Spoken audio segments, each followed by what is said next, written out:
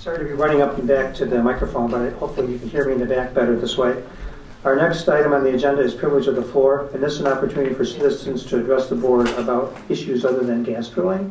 We will create an hour and a half to 2 hours of time to speak about gas drilling after we finish the business part of our meeting. If someone has something they want to say to the town board that's not directly related to gas, they want the town board to hear, this is the time to do that. I'm a landowner and I'm a registered voter.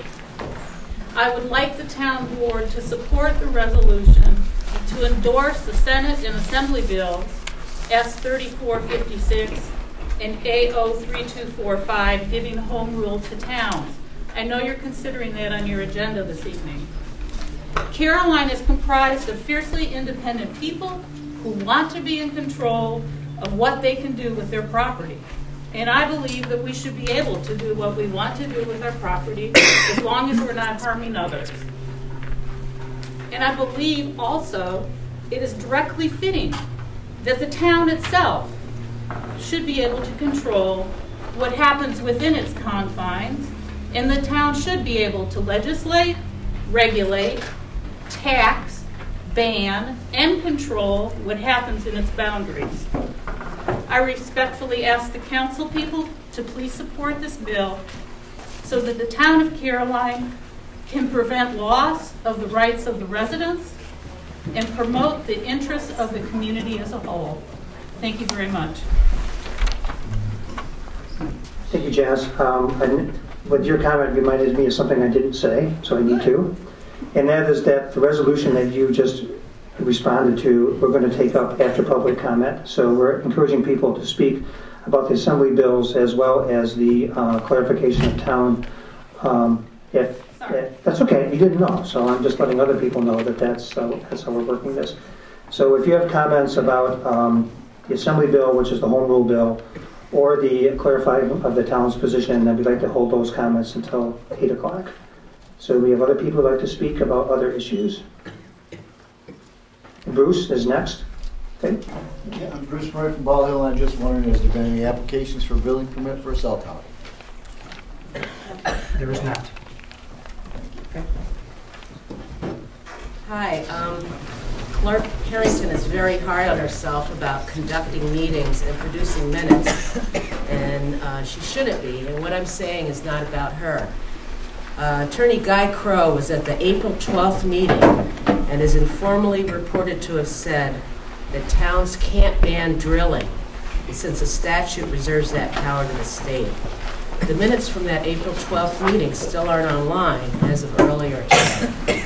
At the May 10th meeting, Resolution 78 was moved by Barber and seconded by McDonald to accept the admitted meetings of April 12th, then subsequently moved by Barber to table those minutes until an addition was added regarding a discussion between Attorney Krogh and Frangillo.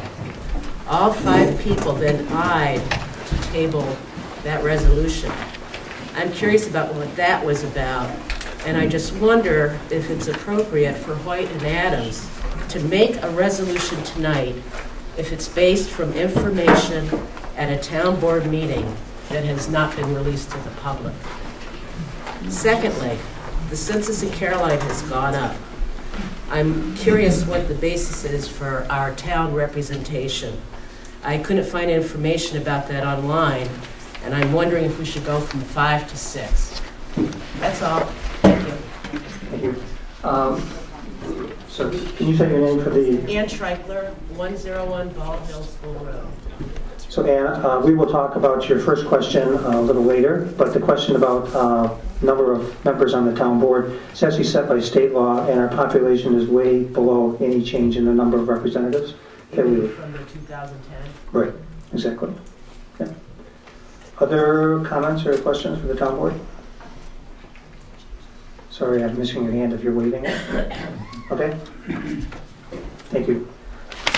Drilling related questions while he was out here, and there are 2 bullet points that were inadvertently omitted from the first sets of minutes, and then the clerk put them in.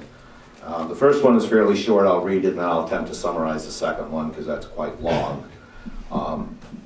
It says here, Mr. Hoyt addressed a question: will an ordinance that prohibit high-volume hydraulic fracturing in the town hold up if challenged in court? Mr. Krogh said that he has not seen any written ups, and I'm reading this as I got it here, has not seen any written up to stand up to anything. And the next question was, what would be the challenge? State preemption, federal preemption, Constitution preemption exceeded the authority of what is zoning. Mr. Krogh said that there is 2 towns in New York pursuing zoning laws and they do not have much value. The second bullet point is Mr. Hoyt asked Mr. Krogh, eminent domain may be used to cite pipelines and compressor stations in New York State. Is that true? He had made a statement to that effect earlier and kind of shocked me. And he says, yes, it's true. It depends on the size. Certain pipes fall within the jurisdiction of the PSC, and they do have the power of eminent domain. Also included are transmission lines that fall under the Federal Interstate Commerce Commission. If they're big enough, they fall under federal and state preemption. Small pipes lines generally are not cited under eminent domain. There is eminent domain for gas storage, but not for gas drilling.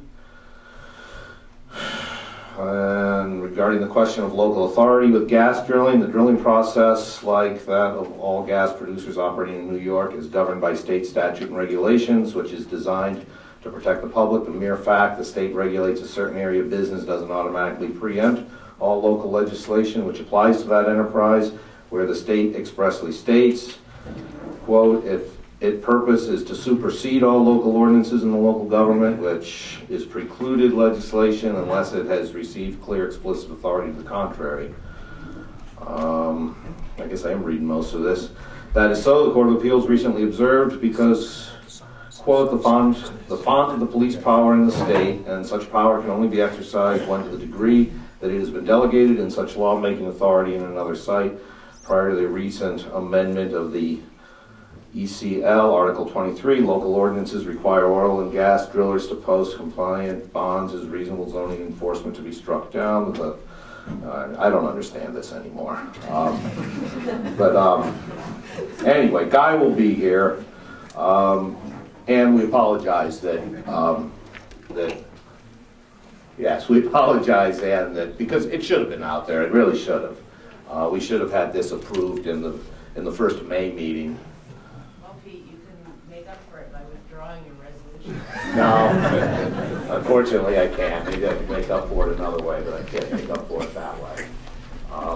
But anyway, this will be posted both on my website and on the town website very, very soon.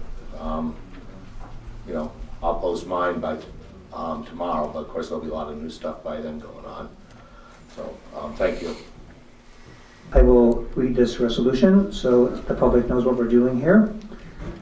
Whereas, according to the Executive Order number 41 of December 13, 2010, the Department of Environmental Conservation was ordered to publish a revised draft supplemental generic environmental impact statement on or about June 1, 2011.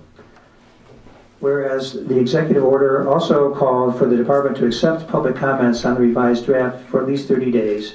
And whereas we understand the tremendous effort required by the New York State Department of Environmental Conservation to address the complex technical and regulatory concept that must be included in the revised draft supplemental generic environmental impact statement, and whereas due to the extent of the complexity of the revised draft, we are concerned with the time and effort it will take for the public and for agencies to review the revised document upon release, and whereas the public is entitled to have adequate time to review this important document, therefore be resolved, we are requesting that the New York State DEC establish a 90-day public comment period following the promulgation of the revised draft supplemental GEIS, and be it also resolved that this resolution be sent by U.S. mail to the Commissioner of the DEC, the Governor, several senators, including our own,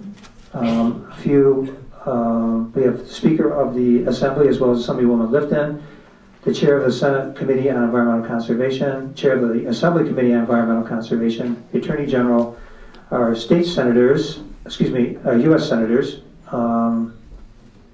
and our Representative Richard Hanna, Representative Maurice Hinchey, the EPA Administrator of the New York State Association of Towns and Counties, and the Tompkins County Legislature and Board of Health. So that is the resolution, and I'm looking for a second. Second by Dominic. Okay, I'll pass the microphone around for any discussion. Go ahead, you can say that. I think it's a good idea. Great. I agree. Yeah, you know, this stuff is tough enough, and I think that they, when was it? I was down there in the State Theater. Was that like 2 years ago or something? And they were talking about environmental regulations, and there was a lot of questions then. I guess they're going to come out with a new set, and certainly anything this tough, where the rubber really meets the road on the drilling, all your concerns about safety, all that stuff, it's going to come down to what the DEC decides to enforce and how they enforce it.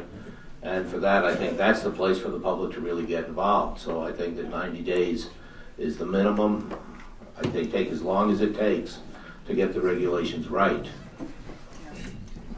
I concur. I had an opportunity, I think everyone had an opportunity to put comments in on the process prior to the supplement that went out in, the comments had to be in by 2009. I think I was the only board member that actually put comments in as an individual, which all board members are able to do, just as all citizens can.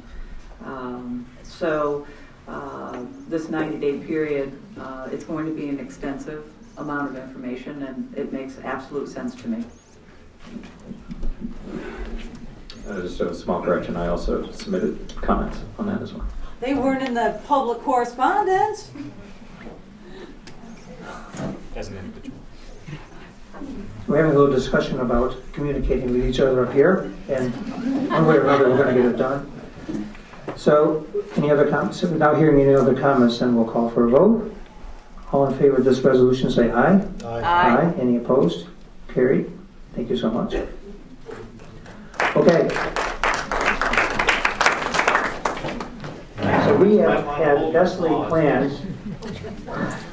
He's taking a bow for all of us. No, I'm just suggesting that the applause might be premature, although I certainly welcome it. Typically it takes us an hour and a half to get through this much of the agenda, so like I say, we're really on our best behavior tonight. We have a plan, and I will tell you what that is, and if Judy Saul is coming in the back, I see her now, then we'll ask her to come up front and we can actually work on moving forward. So those of you who don't know Judy Saul, she is the former, I was going to say recently retired, but we should use the word former, director for the Community Dispute Resolution Service in Tompkins County. So welcome, Judy. Thank you. And Judy has agreed to be moderator for tonight's discussion. We will be, I'll give you a flavor for how we're moving along. So you can just take a seat if you want and get relaxed, and then we'll give you the microphone and then you can take us off the task. We will be, I will be introducing the two resolutions that we'll be talking about, just so you all can hear them and what we're talking about. Then Linda Adams will speak to the rationale behind the resolution on clarifying the town's role for up to 5 minutes.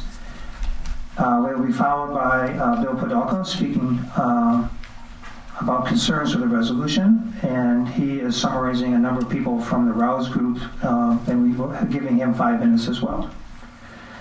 We'll follow that by comments from David Slottje, who I think just came in the back. He is an attorney that has been helping the Rouse group and other groups with their reading of the Environmental Conservation Law, Article 23, Section 0303. He feels that it's not the definitive word, and he'll be presenting his points. And that'll be followed up by the attorney for the town of Caroline, Krogh, providing his perspective on David's analysis, and he will have as well up to 5 minutes, up to 10 minutes to respond. And this is actually a very exciting time because both attorneys have expressed the desire to have this conversation, but apparently no restaurant will let them sit in there. So we will actually let them come here and speak to us, and it'll be, I think, very informative for all of us here, and the board is especially looking forward to this discussion. It's not a debate, but it's bringing the issue forward so that we can consider what's being brought up. After that, we will move into a moderated public comment period, and that'll be, this whole process will be run by Judy, who has skills in keeping us focused. And at 10 o'clock, the town board has decided that we will stop public comment, whether we're done or not, and determine by vote if we want to continue public comment. And if we do, the continuation will not be tonight, but it'll be a subsequent meeting. We'll let you know when that is. If they determine that they're done hearing public comment, then we will actually vote on the two resolutions in front of us tonight, and then we will adjourn until next month. The reason that we would vote not to continue comment is... The reason we would vote not to continue comment is if there isn't, we start going round robin and we lack new information, new material, things that we haven't heard this evening. So just keep that in mind and get as many points out as we all can. Thank you. So having said that, most of you have signed up who want to speak. Hopefully, if you haven't, then you should go in the back. Joanne Reinhardt, our deputy clerk, is back there greeting you and helping you with that process. Whenever you speak, we ask that you stay with a 3-minute timeline, and we will have a timer up front here who will give you a 1 minute, a 30-second, and a stop. And then Judy will enforce if she needs to. There you go. So I think other than that, we ask, Judy will talk to you about being respectful to each other. This is a very emotional issue for everybody. It's very difficult not to be emotionally engaged, and we ask you to be gentle with each other. So Judy, I'll turn it over to you. We have our first 3 speakers here, so we can get going. So I guess it would be useful to listen to the first 4 speakers. I think as Don just said, I think the purpose here is for the board to hear your perspective as well as for you to hear each other's perspectives.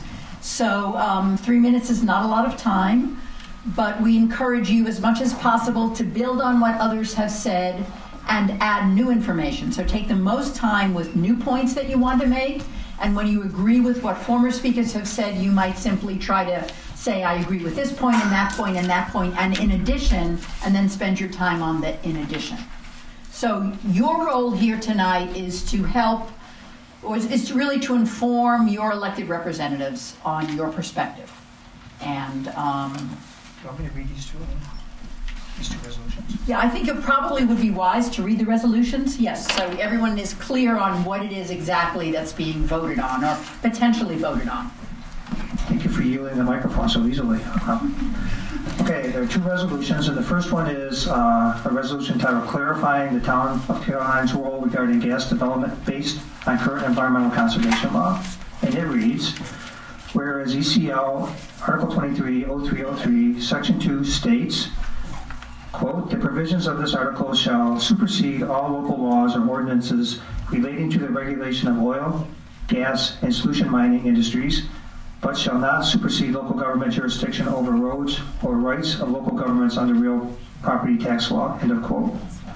And whereas it is the opinion of our municipal attorney that the state clearly, with intent and purpose, set this scope, therefore be it resolved that the town will not attempt to encourage or limit gas drilling in the town of Caroline, and further resolve that the town will exercise its fiduciary responsibility to protect its investments in local roads, primarily through road use agreements, and further resolve that the town through its authority under stormwater law will protect local water supplies from any damaging effects of surface runoff due to gas drilling or any other large-scale industrial activity. So that's one resolution. And the second resolution, if you picked up one of these strips in the back, says, resolve the Caroline Town Board supports the Home Rule legislation, Assembly Bill A 3245 and Senate Bill 3472, and further resolve that the Caroline Town Board expresses its gratitude to Assemblywoman Lifton and Senator Seward for sponsoring of this legislation and encourages them to use their power of their offices to move this legislation to an affirmative vote this session. And be it further resolved that the Caroline Town Board urges Governor Cuomo to sign this legislation when it comes to his desk. So with that, I'll let you turn over to Linda whenever you're ready. My only question is, if people have specific questions, should they be addressed to the board? And I would assume then that questions will not necessarily be answered during their 3-minute speaking time, or how would that work if someone has a question? They should ask the board. Questions can be asked to the board, and that's fine to ask those questions. But when the board will attempt to ask, and the answer to the question will not be part of your 3-minute time. Okay. All right. So points of information, questions about anything that was just read or exactly what something means can be asked during your time. The answer won't count against you. You'll still have your full 3 minutes to speak. Okay?